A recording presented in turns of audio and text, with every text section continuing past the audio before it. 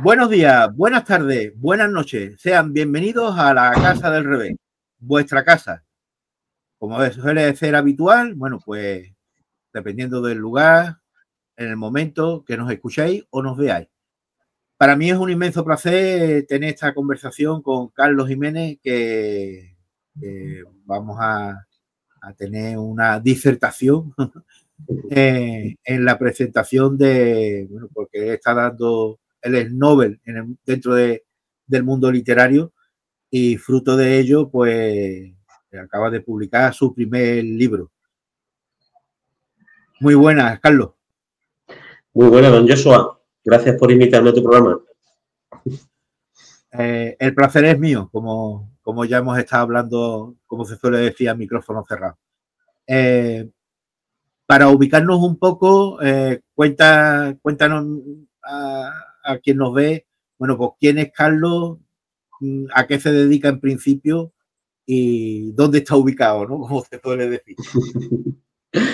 Buenas preguntas, alguna va a ser más larga que otra de responder, pero bueno, yo soy Carlos Jiménez, nacido en Sevilla, accidentalmente, pero criado en el puerto de Santa María en Cádiz. O sea, me siento un gaditano hasta la médula y actualmente resido en Málaga, capital, pues por mi profesión. Yo soy un profesional del sector turístico en el que llevo trabajando más de 30 años. Soy director comercial de una empresa de apartamentos turísticos y hace 6 meses me animé a escribir mi primera novela, que se llama Una mochila demasiado llena, que os enseño la portada del libro para que también la podáis ver. Y bueno, es una decisión, creo que ha sido muy importante en mi vida porque me ha abierto unas ventanas muy bonitas. El mundo literario es un mundo apasionante. Y bueno, no he parado en estos 6 meses de hacer presentaciones, de viajar y de hacer entrevistas y bueno, conociendo mucha gente y llevando mi idea a todos ellos, ¿no? Qué bueno, qué bueno. Como director comercial digamos, en el mundo del turismo y demás, bueno, pues esto en cierto modo te ha permitido tener, digamos, una mentalidad mucho más amplia que, digamos, que otros seres humanos, bueno, pues que por sus circunstancias laborales y sociales, bueno, pues digamos que están más centrados en un núcleo más acotado, ¿no? En la actualidad, ¿cómo ve, antes de pasar a dar paso para hablar de, como se suele decir, hemos venido a hablar de mi libro, ¿cómo ves, porque hay mucho revuelo con el tema esto del turismo y la masificación del turismo y todo este jaleo? ¿Cómo ves un poco el sector actual aquí en Andalucía? Pues a ver, el sector en Andalucía, la verdad es que se está regulando bastante bien, porque sí es verdad que en determinados momentos había muchas viviendas, vamos a decirlo así, piratas. Y esas realmente eran la competencia nuestra. Nuestra competencia no eran los hoteles realmente, porque al final el hotel tiene su público y el usuario de apartamento es otro. Los usuarios de apartamento normalmente son gente que necesita más días y al necesitar más días un hotel le viene pequeño. Pues nuestros apartamentos pues cuentan con cocina, un salón, en algunos casos una terraza, lo cual facilita su estancia en largas temporadas. El problema de estos viviendas piratas es que no tienen un registro turístico, no tienen un seguimiento, cobraban más barato porque no pagaban impuestos. Entonces, eso sí que creaba un problema y un conflicto. Entonces, a mí me parece bien que se esté llevando esta serie de medidas porque lo que hace es regularizar el sector. Y luego, como director comercial, como decías, por mi profesión, yo desde muy joven he sido muy viajero. Yo siempre he sido muy viajero, muy mochilero, me encanta viajar. Creo que viajar es algo que debemos experimentar todos, porque el viaje dice que se vive 3 veces. Cuando lo planeas, cuando lo haces y cuando lo cuentas, ¿no? Y es verdad. Y luego, también por mi profesión, estoy muy acostumbrado a entablar conversaciones pues, con clientes de todo el mundo, con gente de cualquier geografía del mundo, ¿no? Y luego suelo acudir a ferias internacionales, sobre todo de golf, en las cuales pues también hablo más inglés que español, ¿no? O sea, con lo cual enriquece eso. Qué bueno, qué bueno. Sí. ¿Qué es lo que te motiva Pues claro, el libro surge después. Claro. ¿Qué es lo que te motiva a coger la mochila y hacer Camino de Santiago? Mira, esta parte es fundamental. Yo, si te digo la verdad, yo nunca había pensado en hacer el Camino de Santiago en mi vida. Ni sabía de qué se trataba, ni me había interesado, ni lo había leído. Yo este viaje lo hice hace 21 años, fue en el año 2004. Y he escrito el libro hace un año. O sea, tarda un año en escribir el libro, pero no lo he escrito después de venir del camino. He tardado 20 años. Y ahora voy a explicar por qué. Porque de esta explicación tiene mucho sentido lo que he escrito, ¿no? Yo en el año 2004 tuve una serie de circunstancias en mi vida que, que me llevaron al borde del suicidio, prácticamente. Mi padre falleció con 59 años, víctima de un cáncer, duró un mes. Y mi padre se había convertido en un amigo, una persona con la cual yo me tomaba la cervecita, hablábamos de fútbol, de carnavales, de Cádiz. Y además se murió en un momento muy difícil para mí porque yo estaba recién separado, divorciado, y tenía un hijo pequeñito y, vamos, estaba pasando unas circunstancias muy peculiares que no voy a entrar ahí. Entonces, muere mi padre en un mes. Mi padre, cuando estaba en el hospital, yo lo hacía en las noches, porque quería quedarme con él a cuidarle. Por la mañana me iba a trabajar, yo trabajaba de recepcionista en un hotel, y también trataba de cuidar el negocio de él. Él llevaba un negocio de distribución de bebidas, pero para darle ánimos y tal, yo quería seguir haciéndole las rutas de él y llevarle el dinero y decirle, mire papá, tal, tal. Entonces yo estaba destrozado, estaba cansado físicamente, anímicamente. Una vez que fallece, viene la otra parte, que es mi madre, que se queda sola. Tuve que vender las propiedades, las furgonetas que tiene mi padre, arreglar la pensión de viudedad, arreglar la ley de dependencia, buscarle un piso. Yo estaba para tirarme a la basura. Y yo en mi pisito que tenía chiquitito de Cádiz, del puerto, cayó en mis manos un libro de Pablo Coelho, el escritor brasileño que escribió El alquimista. Y leí un libro de él que se llamaba El diario de un peregrino, que hablaba sobre el camino de Santiago. Y empecé a leer ese libro y al cuarto capítulo solté el libro encima de la mesa y me fui a Decathlon y me compré una mochila, me compré unas botas, me compré unas cuantas cosillas para poder, me compré un billete de tren que me llevara hasta Pamplona, donde haría mi primera noche para coger... No, mi primera noche, perdón. Yo iba a ser de Pamplona a Roncesvalles y Roncesvalles primera noche. Lo que pasa es que perdí... Eso viene del libro. Perdí el autobús y me quedé a dormir de ahí.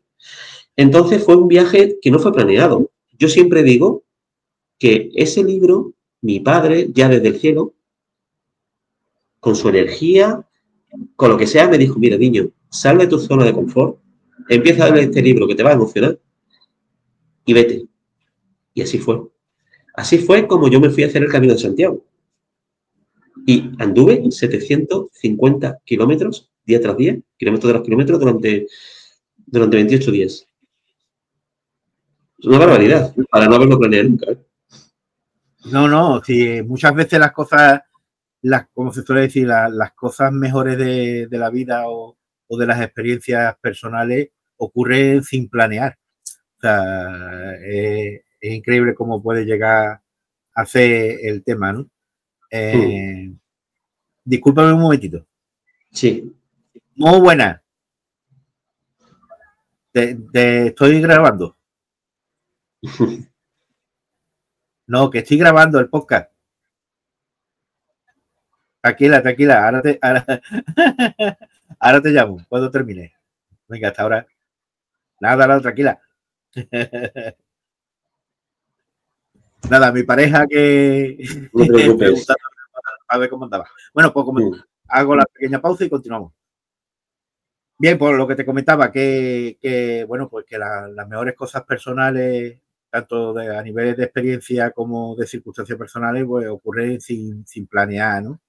Y algunas veces, donde menos te esperas, salta esa chispa y como bien has comentado, y en algunos foros suelo yo comentar que resulta muy curioso el comportamiento humano, porque si bien suele estar ligado la religiosidad con la espiritualidad, muchas veces la espiritualidad no tiene por qué estar asociado a la religiosidad, ¿Qué quiere decir esto?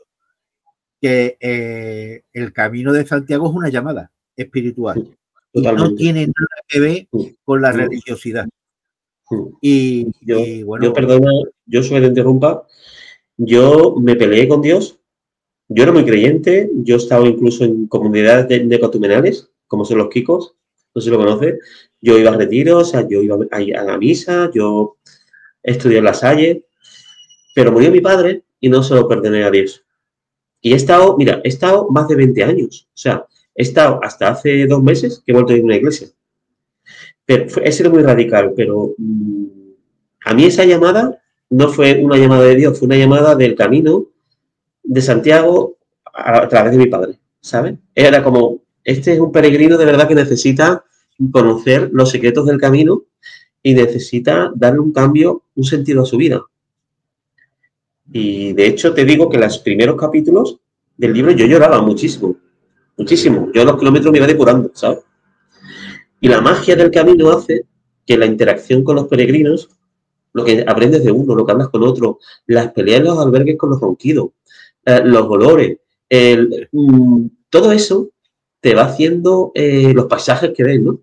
Todo eso te va transformando. O sea, eso se convierte en un ambiente mágico. Y es que es difícil de explicar con palabras. Es algo que realmente necesita uno vivir en persona. Tú eres peregrino como yo. Resulta curioso, los que tienen, digamos, más experiencia, que han hecho más veces el camino o han hecho distintos caminos, o ya, porque el camino tiene, una vez que lo inicia y lo has finalizado, te queda siempre un gusanillo ahí como diciendo, tengo que volver a repetir, ¿no? Sí. Y los que tienen más experiencia suelen decir que el camino te suele llamar, pero en ocasiones o te acoge o te echa. Sí, ¿cierto? O una lesión, cualquier cosa, sí. O no lo respetas, sí, no respetas el dónde andas, dónde vas sobrado y tienes que ir con cuidado, ¿no? Yo, de hecho, mira, yo en León, fui a urgencias porque en la rodilla me dolía y el médico, después de verme, me dijo, usted tiene que dejar hacer el camino y volver a casa. Cogí mis cosas y ¿sabes qué hice? Seguí.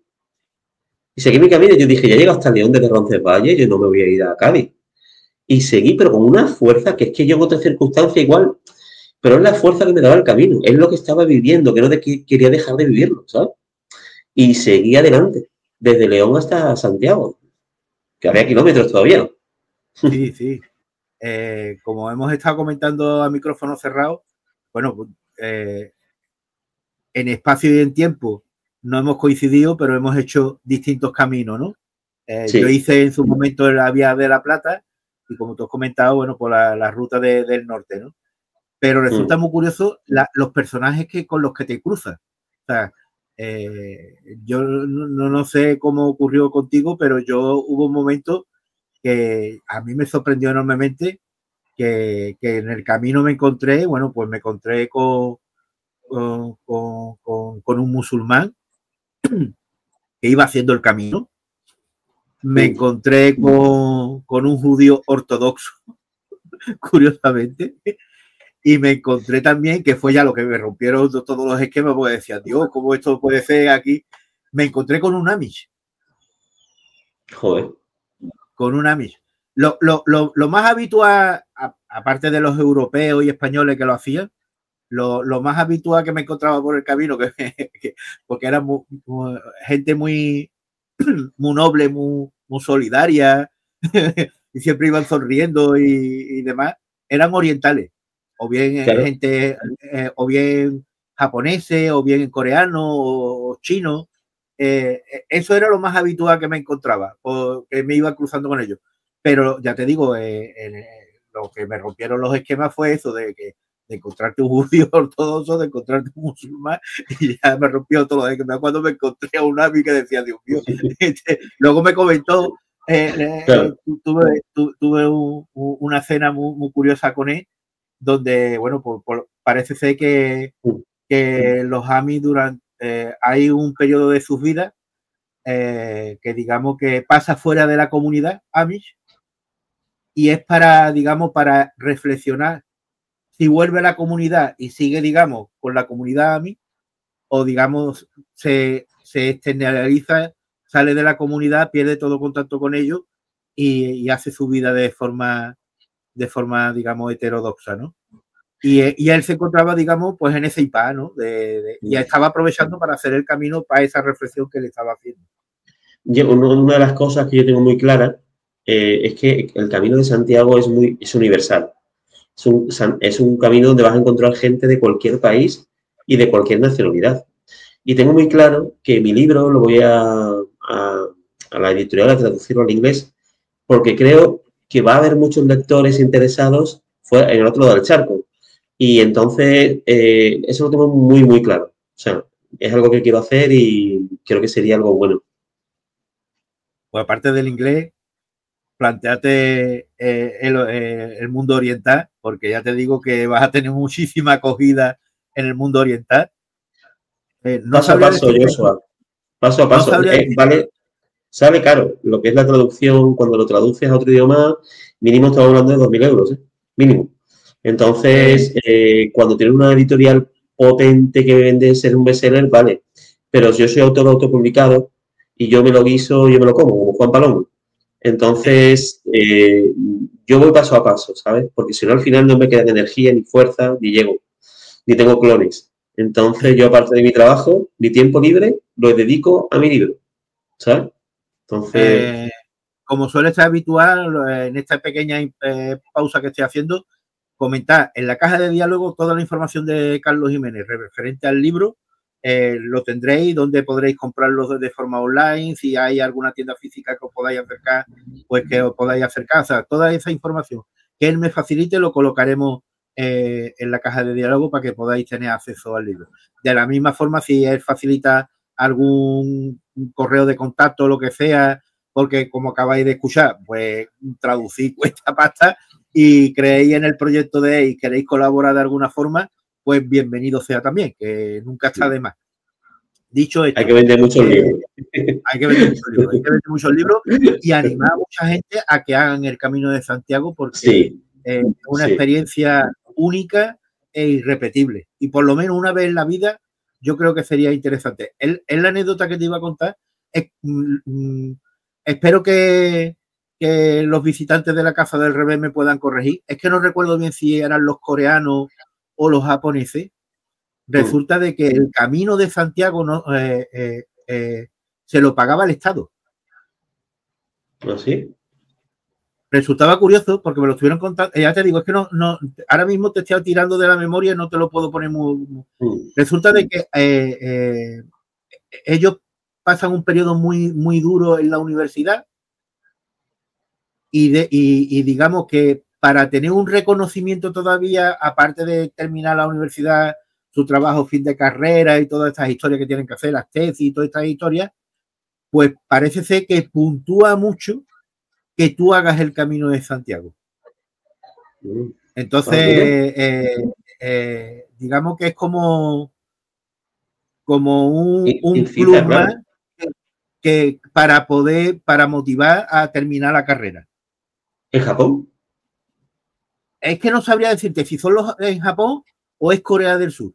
No lo tendría muy claro, lo tendríamos que buscar, ya te digo, o los amigos de la Casa del Revés que nos lo buscaran y demás y me lo confirmaran. Ya te digo que de los orientales que, pues, como suele ser habitual en ocasiones, uno cuando no tiene la vista educada, pues como se suele decir, todos los orientales son iguales. No, cuando empiezas a convivir, empiezas a distinguirlos a unos de otros. Pero ya te digo, en una de los encuentros que tenía con ellos por el camino y demás, cuando yo lo iba haciendo, pues o compartía, digamos, una merienda o una pausa con ellos, me comentaron esa anécdota de que, bueno, pues concretamente el grupito este que te comenté, porque nos íbamos adelantando, nos íbamos atrasando, nos íbamos encontrando por el camino, porque ya te digo que era muy peculiar ellos, y me contaron esa anécdota, ¿no? De que ellos estaban porque habían sido motivados por la universidad. Habían sido motivados por la universidad y digamos que parte del viaje aquí hasta España y parte del camino, digamos, iba sufragado por la universidad. Entonces, tú tú demostrabas luego con la compostelada que habías hecho el camino y demás, porque le pedían, o sea, no era solo hacer el camino, o sea, tenía como un diario para entendernos, que no es exactamente eso, pero ellos tenían que no solo hacer el camino, sino que le pedían una serie de requisitos a lo largo del camino que tenían que entregar a la universidad para demostrar de que ellos habían hecho el camino, digamos, en las circunstancias y acorde a lo que ellos exigían, ¿no?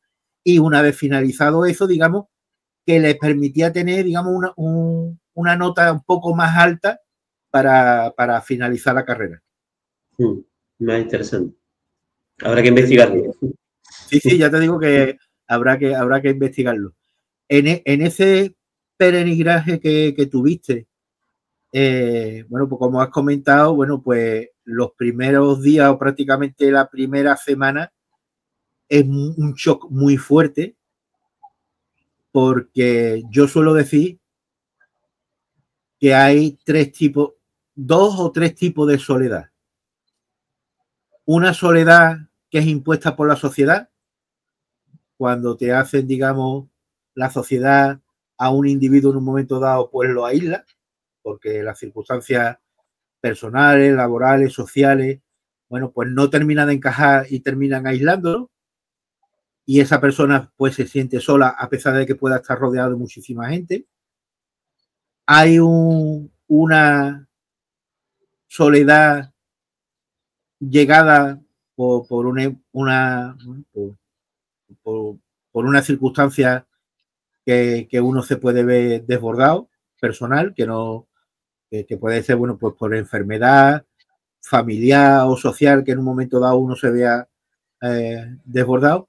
Y luego hay una soledad que es la que uno hace de forma voluntaria y que es para un recogimiento, digamos, en este caso, bueno, pues espiritual, ¿no? Un duelo. En esa etapa inicial de esos días de camino que has comentado que bueno, pues tuviste una catarsis y prácticamente todos los días estabas llorando. ¿Qué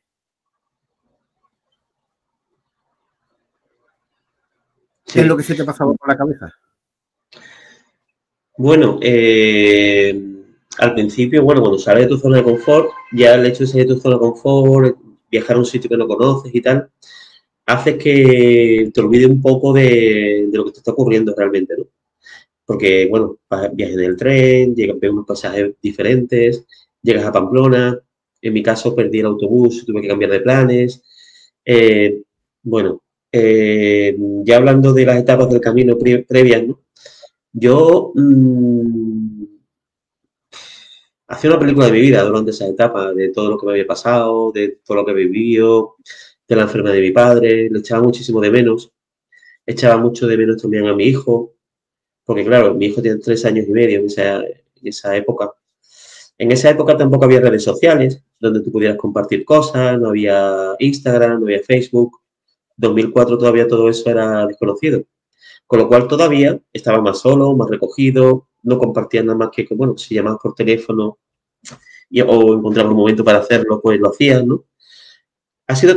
Fue todo muy solitario, pero me ayudó mucho a eso, a pensar, a reflexionar, a echar de menos a mi padre. Creo que ese proceso de duelo era necesario llorar, era necesario expresar mis emociones, cómo me sentía, porque sí es verdad que cada vez que lloraba luego me sentía súper bien, caminaba con más energía, me paraba a ver algún animalito, por allá hay muchos, hablaba con algún lugareño de la zona, cantaba mucho,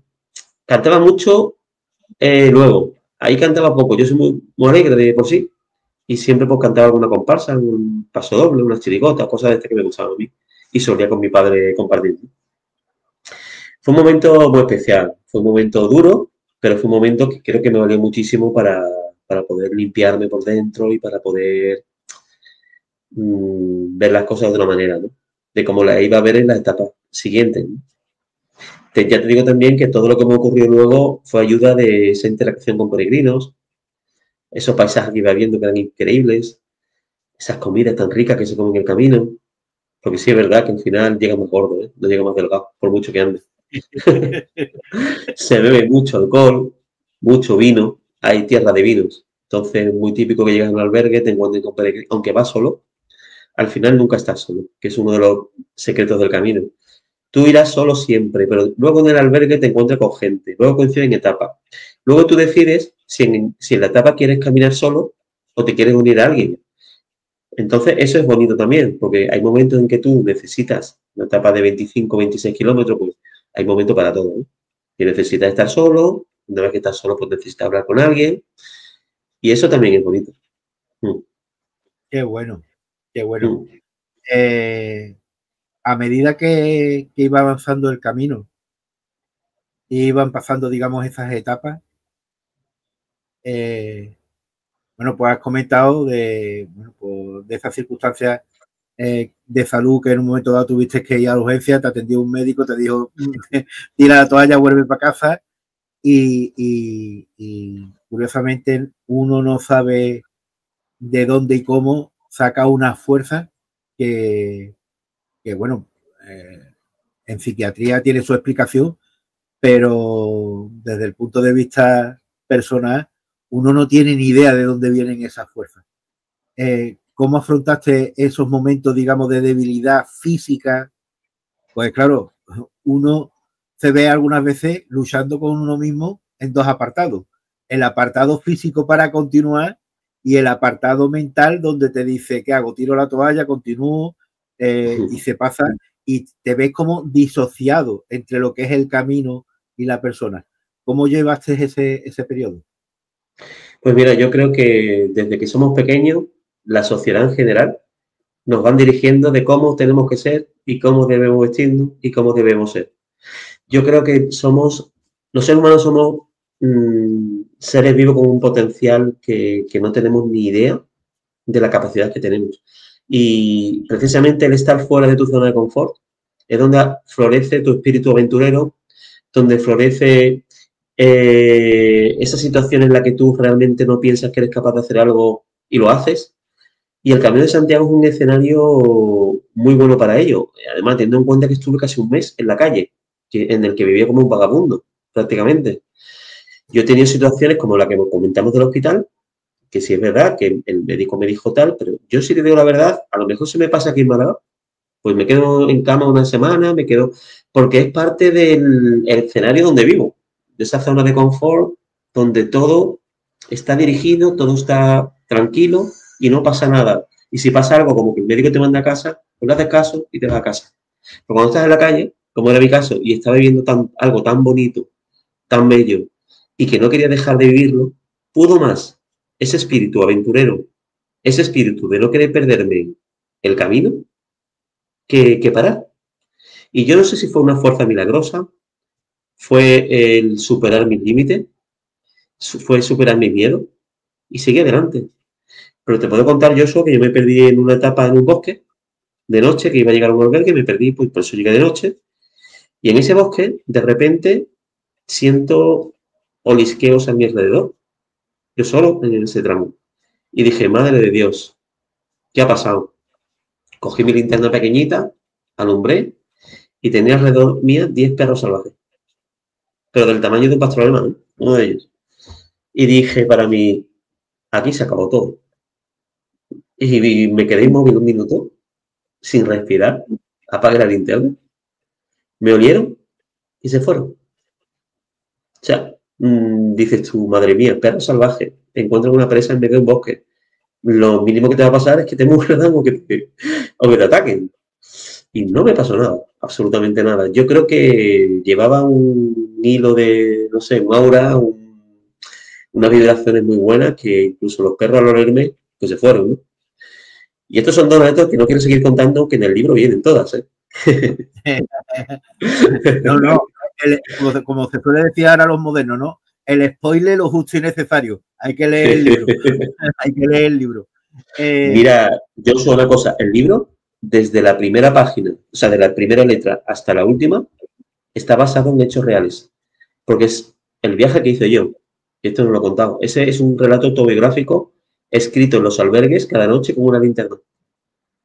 Y de ese diario que escribí, edité el libro.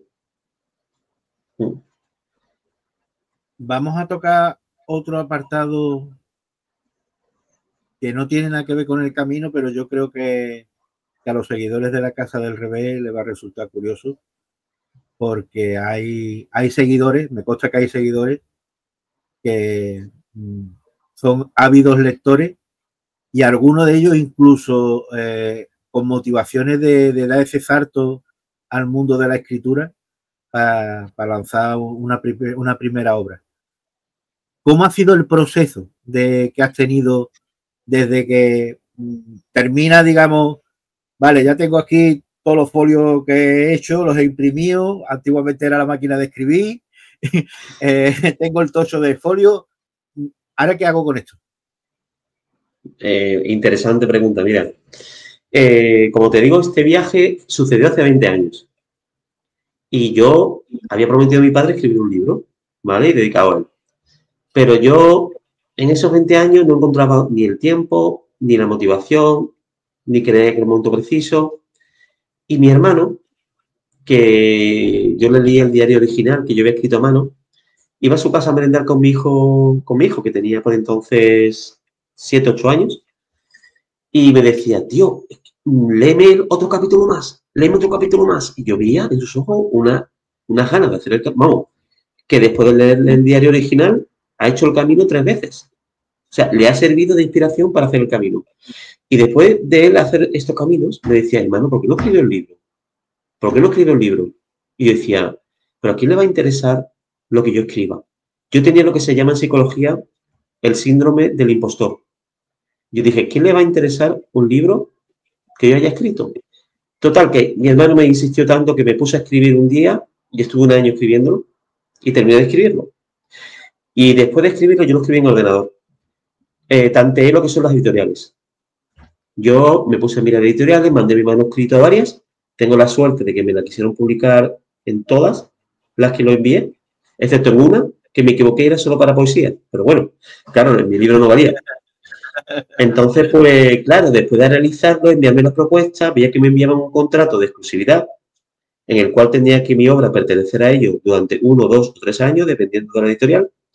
Y el PVP que me pagaban era, me pagaban el 10% sobre el PVP. Es decir, si mi libro, por ejemplo, por cierto, un ejemplo, vale unos 18 euros, pues me pagan unos 80 por un libro. ¿Tú crees que es justo que un escritor que le cuesta un trabajo enorme editar un libro, escribirlo, y que le paguen 1,80 €? Entonces, decidí apostar por la editorial donde lo publiqué finalmente, que es Círculo Rojo, que es la editorial de autoedición más potente de Europa, y ellos me daban la libertad de yo poder irme cuando me diese la gana, no había exclusividad, yo podría vender mis libros y también me apoya mucho en cuanto a cartelería, en cuanto a promoción, etcétera. Y por eso al final lo hice. Al final, sí es verdad, yo lo hice como autor autopublicado, tienes que pagar la edición de tu libro, lo que es la maquetación, el diseño de páginas, etcétera. Pero bueno, luego ya cuando tú empiezas a vender tus libros, empiezas y te metes ese mundo de las presentaciones y tal, compensa mucho, ¿sabes? Compensa mucho que luego ver tu libro publicado, que lo puedes encontrar en Amazon, lo puedes encontrar en el Corte Inglés, en la Casa del Libro, que yo tengo mis propios libros aquí donde yo los vendo en las presentaciones y donde a mí realmente me gusta vender mis libros, primero porque conectas con el público, te preguntan cosas y también porque le gano más dinero. Al final, yo vendo directamente en un intermediario y yo al final el libro donde realmente le puedo ganar más es o enviarlo yo por correo o haciendo presentaciones. Yo jamás pensé que iba a tener un libro publicado, pero yo sí te digo que estoy pensando ya en escribir el siguiente. Pero ahora mi objetivo fundamental es promocionar el libro en toda España, que mi marca de escritor se posicione, que me conozcan, de manera que cuando escriba el siguiente la gente diga, Carlos Jiménez, pues voy a buscar su segundo libro porque me gustó el primero, ¿sabes? Y todo eso requiere una labor de mucho viaje. Yo ahora, como te dije, me voy a Segovia la semana que viene, la semana siguiente me voy a Toledo, estamos hablando de 600 kilómetros y de vuelta, Puerto de Santa María, pero es que ya he presentado en el Corte Inglés de Málaga, he presentado en Jerez, Chipiona, he presentado en Huelva, he presentado en Punta Umbría y llevo 6 meses, ¿sabes? O sea, que Qué bueno, que llevo mucho ya guiado. Qué bueno, qué bueno. Te voy a hacer una pregunta un poquillo incómoda. Te voy a hacer un pequeño atraco. De forma muy vaga, muy vaga, ¿qué podría ser la siguiente obra? Mira, te cuento. En mi cabeza siempre ha estado escribir novelas sobre crecimiento personal. Siempre. Siempre he pensado en escribir sobre mi propia experiencia de la vida. Es decir, puedo crear un personaje que puede ser una mujer o un hombre, pero voy a ser yo. Y voy a contar cosas que no quiero adelantar todavía porque no quiero... No, te he dicho que es muy vaga. No adelante mucho más. Pero al final van a ser temas que el lector que lo lea, que le interese el crecimiento personal, se va a identificar con lo que voy a escribir porque seguramente en algún momento de su vida, bien sea en su adolescencia o en un momento difícil, se va a encontrar y se va a reflejar. Entonces, a mí como escritor me sirve mucho también como terapia volcar esa experiencia de mi vida en forma de novela, con un personaje ficticio. Eso sí, nunca... En esta sí lleva mi nombre, porque es un relato autobiográfico, el resto de personajes son inventados, pero lo siguiente va a ser... nadie va a saber qué soy yo, o al menos que me vean aquí. Qué bueno. Nada. Todo esto viene porque, bueno, ya cuando hagamos la pausa, como yo suelo decir, esto es el anticipo de otra conversación para ese futuro libro En la Casa del Revés.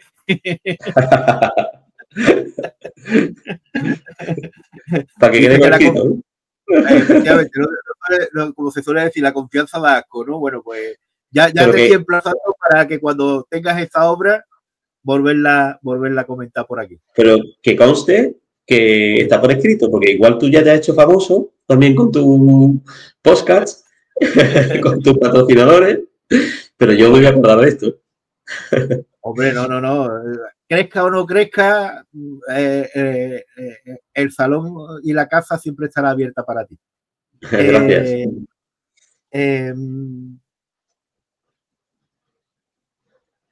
En el peregrinaje dentro del camino, que hemos estado hablando de esa disociación que se suele tener, tanto de la forma anímica, espiritual, con la parte física, hay un momento donde uno ya va notando que va finalizando, que va llegando al Obradoiro.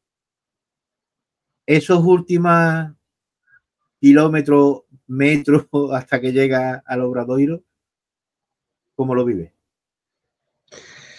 Es que mi caso fue muy particular y te voy a contar. Yo empecé el camino en octubre y acabé en noviembre. Y el 13 de noviembre es el cumpleaños de mi hijo.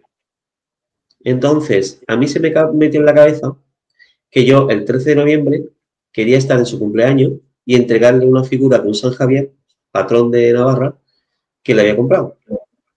Y yo doblaba etapas. O sea, yo había veces que me hacía 50 kilómetros en un día. Yo tenía en mi cabeza, cuando empecé el camino, de lo típico, de irme al Monte do Gozo, hacer la caimada, quemar la ropa, ir de fiesta en Santiago, nada de eso hice. Porque es que al final cambié todo por estar con mi hijo el 13 de noviembre. Entonces, lo viví de una manera diferente. O sea, era como que quería llegar el 13 de noviembre a Cádiz y las últimas etapas fueron un poco brutas, fueron un poco a contrarreloj, ¿sabes? Digamos que quizás, sí, de venir de tan lejos, un mes entero fuera, sí, hombre, se te escapan tus lágrimas, te emocionas cuando llegas, eso sí es verdad, lloras. Y es que no quiero hacer spoilers del libro, de verdad. Es que ahí tiene que conocer cosas que me pasó cuando llegué a Santiago y tal, pero no lo quiero contar, porque entonces no tiene gracia. No, hombre, sí. Estamos picando el gusanillo para que la gente compre el libro y lo lea. Sí, es lo que se trata, ¿no? Es que de lo que se trata esta conversación, de picar el gusanillo para que la gente, bueno, pues diga, vamos a leer a ver qué es lo que ha escrito este hombre y a ver qué es lo que nos puede. Porque, pero mira, Joshua, perdona que te interrumpa. Este libro tiene 3 ingredientes o 3 argumentos que hacen que a una persona le pueda interesar leer Una mochila demasiado llena. ¿Por qué? Porque habla sobre el Camino de Santiago, número uno, que hay mucha gente, como es un camino universal, que le puede interesar y le puede inspirar a hacerlo. 2, habla sobre el duelo. En este caso fue el duelo de mi padre, pero todos tenemos cualquier tipo de duelo, que puede ser duelo de pareja, duelo de un familiar, etcétera. Y 3, que el personaje lleva una mochila emocional, física, pero en este caso emocional, pesada, y todos y cada uno de nosotros llevamos nuestras mochilas, más o menos llenas. Entonces, el escenario es el Camino de Santiago, pero el ingrediente va más allá, ¿sabes? Va más allá.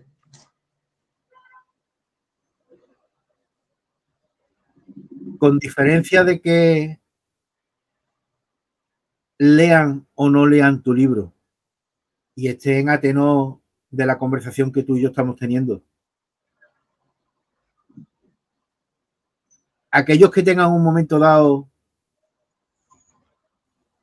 bueno, pues que se encuentren en un impasse en sus vidas, que digan, soy un poco desorientado. ¿Qué le podrías decir para motivarlo y salieran de esa zona de confort y decir, vete a Decathlon, que no nos pagan, que coste, ya sabéis, Decathlon, tenéis que patrocinar a Carlos, tenéis que apoyarlo, que la mochila es de ustedes. Dicho esto, ¿qué se le podría decir para decirle, oye, mira, sal de tu zona de confort, da igual si haces el Camino de Santiago o no lo hagas, pero sal de tu zona de confort?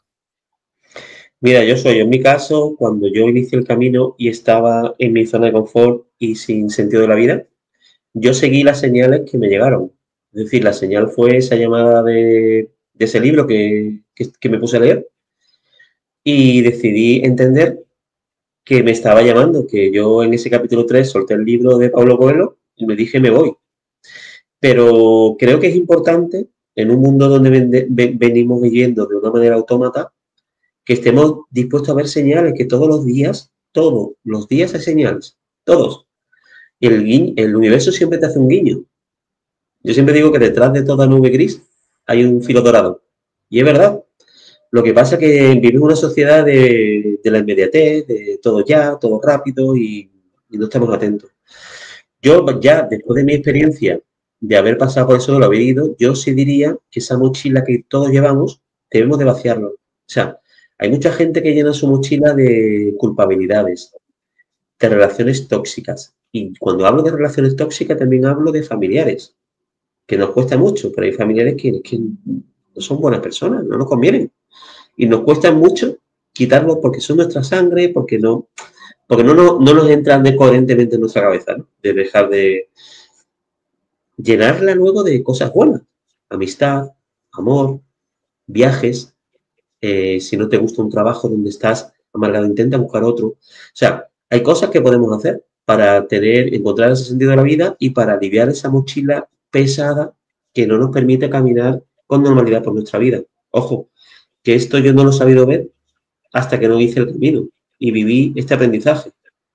Pero yo ya que lo he hecho, adelanto que el camino para mí fue lo que me vino, pero a otro le puede venir irse al Rocío o irse a, yo qué sé, irse de retiro a la India o irse a...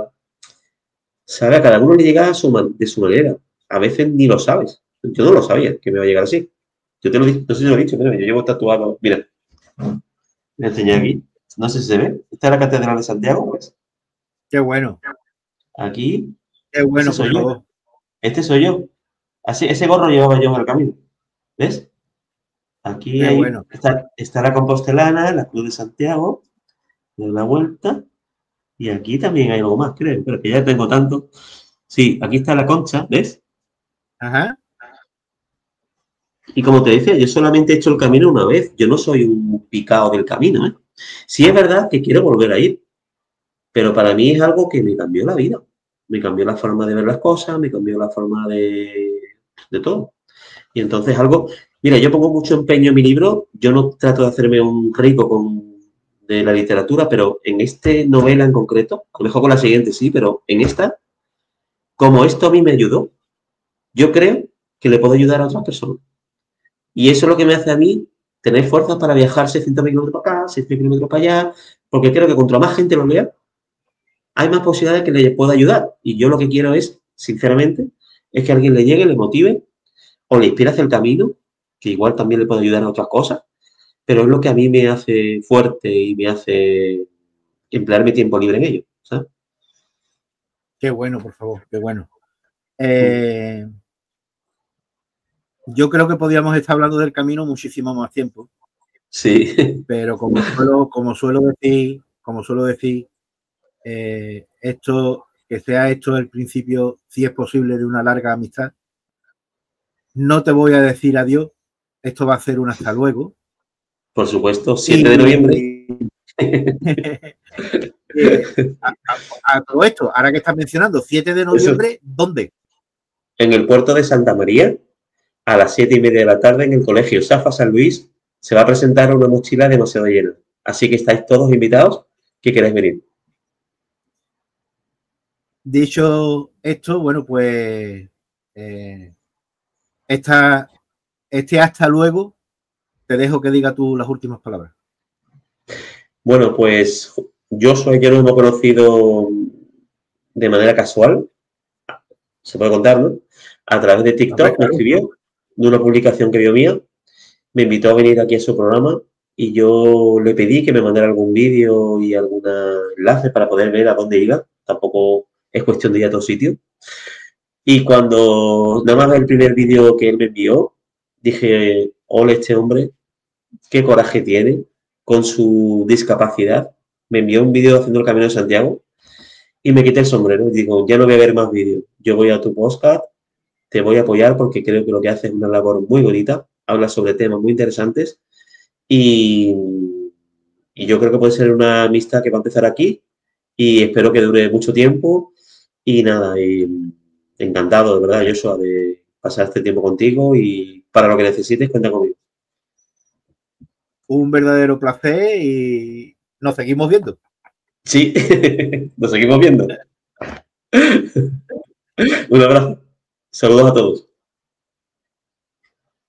Hola queridos amigos, hoy os quiero comunicar que el próximo 7 de noviembre a las 7:30 en el Colegio Safa San Luis del puerto de Santa María voy a presentar mi novela Una mochila demasiado llena. Volver al puerto de Santa María con este libro es volver a mis raíces, a mis sueños, a mis primeras palabras, el lugar donde crecí. Ahora este proyecto hecho realidad pretende en mi tierra cerrar un círculo y abrir muchísimos más. En la presentación me va a acompañar la escritora y abogada Sete desde Jerez de la Frontera y también me va a acompañar Fernando Albert, amigo de la infancia, que interpretará varios temas en esta presentación. Os espero a todos y os envío un fuerte abrazo.